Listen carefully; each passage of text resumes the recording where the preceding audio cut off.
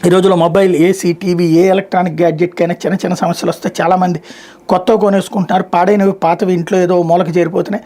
యూరోప్లో ఇటీవల నిర్వహించిన ఒక సర్వే ప్రకారం సగటున ఒక్కో ఇంట్లో 74 ఎలక్ట్రానిక్ పరికరాలు ఉన్నట్టుగా వెల్లడైంది. వాటిలో పాత హెడ్ ఫోన్లు, రిమోట్లు, గడియారాలు, ఐరన్ బాక్సులు, హార్డ్ డ్రైవ్లు, కీబోర్డులు, మౌస్లు, మొబైల్ ఎక్కువ.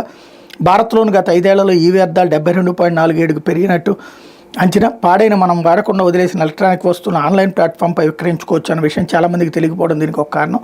ఫ్లిప్కార్ట్లో ఏదైనా వస్తువు అమ్మకానికి పెట్టేప్పుడు సంస్థ మొదటి ధర నిర్ణయిస్తుంది. సంస్థ ప్రతినిధులు వచ్చి వస్తువును పరిశీలించి కొనుగోలు చేస్తారు.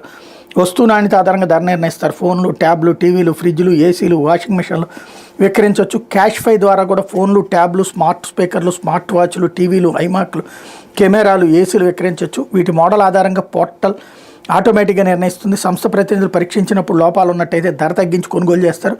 ఫ్లిప్కార్ట్, అమెజాన్లో ఎక్స్చేంజ్లో పాత వస్తువులు పెట్టి కొత్త వస్తువులు కొనుగోలులో ధర తగ్గించుకోవచ్చు అన్నటువంటి వార్తని ఇక్కడ హైలైట్ చేశారు. లేకపోతే